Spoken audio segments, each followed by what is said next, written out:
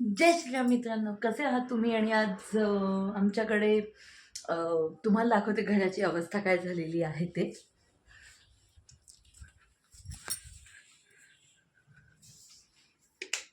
हे बघा, ही आमच्याची घराची अवस्था आहे सगळीकडनं. आमचं स्वयंपाकघर पूर्ण रिकामं केलेलं आहे आम्ही. आणि हे पण सगळं घर जवळजवळ उतार करूसारखं झालेलं आहे आमचं. कारण की आज आमच्याकडे पेस्ट कंट्रोल होणार आहे घराचं, आणि त्याच्यासाठी सगळी तयारी करून ठेवलेली आहे. रिकामं करून ठेवलं आहे घर, म्हणजे पटकन काम होईल. आणि आता आम्ही त्या पेस्ट कंट्रोलवर दादांचीच वाट पाहतो, तर ते कधी येतात आणि कधी काम होतं. आणि मग त्या अनुषंगाने पुढचं ठरवता येईल, पुढे काय करायचं काय नाही ते. आता बघू ते कधी येत आहेत ते. तर म्हटलं आता वेळ होता, रिकामी बसली होती, म्हटलं चला तुमच्याशी बोलूयात म्हणून व्हिडिओ चालू केला. आता बघू ते येण्याची वेळ तर झालेली आहे, कधी येतात ते बघू आणि मग पुढचं ठरवू.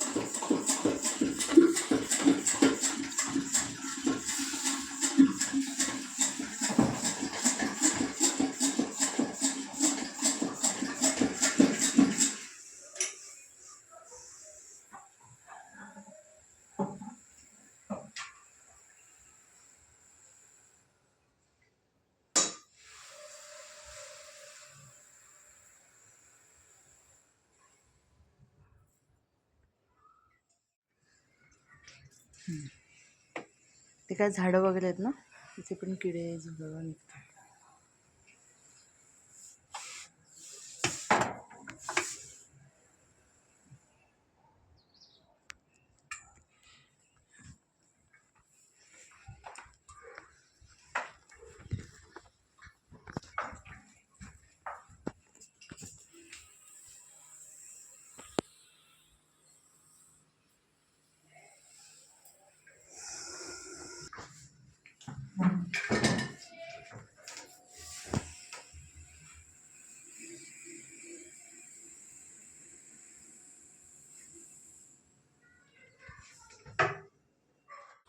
सो गाईज, आता आमचं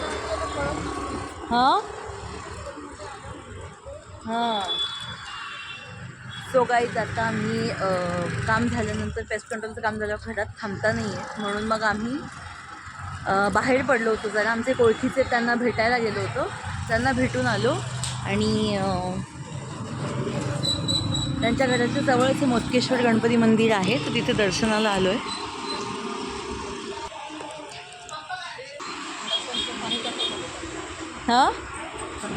शी गाणेडी. आणि हे समोर तुम्हाला जे दिसत आहे ना मंडपासारखं, ही उद्याच्या रंगपंचमीची तयारी आहे. कारण बाकी खूप ठिकाणी, बऱ्याच ठिकाणी, 90% ठिकाणी धुळवड, म्हणजे होळीच्या दुसऱ्या दिवशी रंगपंचमी खेळली जाते, धुळवड खेळली जाते. पण नाशिकमध्ये स्पेशली रंगपंचमीच्या दिवशी, म्हणजे होळीनंतर रंगपंचमी जेव्हा येते त्या दिवशी धुळवड म्हणा, रंगपंचमी खेळली जाते.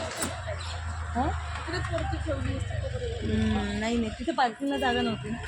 आणि त्याची तयारी सगळीकडे जोरदार सुरू आहे. इकडे राहाडी पण, सगळ्या जेवढ्या राहाडी होत्या त्या पण खणून मोकळ्या झालेल्या आहेत. आणि अशा प्रत्येक ठिकाणी असे शॉवर्स उभे केलेले आहेत. सो आता आमचं काम झालं आहे, आता निघतो. आता बघू पुढे कुठे जाऊयात, कुठे जायचं ते अजून ठरलं नाही, बघू आता कुठे जाऊयात ते. सो गाईज, फायनली आता आम्ही बाहेर जाऊन आलो आणि जेवण वगैरे झालं आहे. आणि सगळा पसारा अजून असंच पडलेला आहे आवरायचा. आणि आत्ता कुठे त्याचा थोडासा वास गेला, कारण आम्ही बाहेरनं घरात आल्यानंतर पण पेस्ट कंट्रोलच्या ह्याचा भले आम्ही हर्बल केले, पण ते त्याचा थोडासा असा वास येत होता, थोडंसं हे होत होतं, कारण काही ठिकाणी त्यांनी स्प्रे मारला होता त्याच्यामुळे.